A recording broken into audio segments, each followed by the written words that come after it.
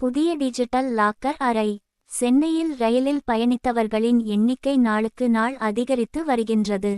சென்னை சென்ட்ரலில் இருந்து தினந்தோறும் ஏராளமான ரயில்கள் இயக்கப்படும் நிலையில் பயணிகளின் வருகையும் அதிகரித்து காணப்படுகின்றது. சென்னை சென்ட்ரலில் பயணிகளின் உடைமைகளை பாதுகாப்பதற்காக புதிய டிஜிட்டல் லாக்கர் அறை திறக்கப்பட்டுள்ளது.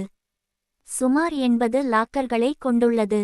புதிய டிஜிட்டல் லாக்கர் அமைப்பு ஒப்பந்த அடிப்படையில் இயக்கப்பட்டு வரும் நிலையில் ஆதரவுகளை போன் செல் என்ற நிறுவனம் மூலம் அமைத்துள்ளனர்.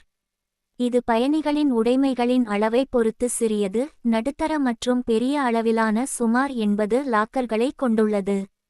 பூட்டு சாவிக்கு பதில் டிஜிட்டல் முறை. ரயில் நிலையத்தில் உள்ள லாக்கர் அறைக்கு ஒரு டிஜிட்டல் மாற்றமாகவும் கொண்டுவந்துள்ளனர். பயணிகள் தங்களது உடைமைகளை முன்பு வைக்க பூட்டு சாவியை பயன்படுத்தி வந்தனர்.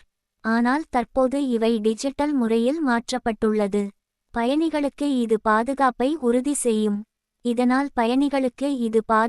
உறுதி செய்யும்.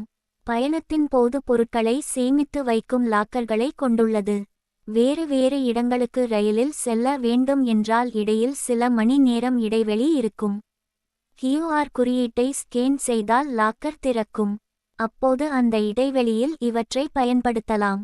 ரயில் நிலையத்திற்கு புதிதாக வருபவர்களுக்கு இந்த டிஜிட்டல் லாக்கர் உதவியாக இருக்கும் என கூறப்படுகின்றது.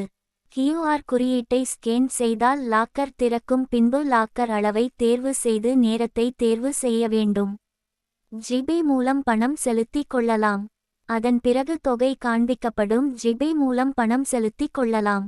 தனிப்பட்ட OTP பயணியின் செல்போனுக்கு அனுப்பப்படுகின்றது. உடைமைகளை திறந்து எடுக்க OTP எண்ணை பயன்படுத்த வேண்டும்.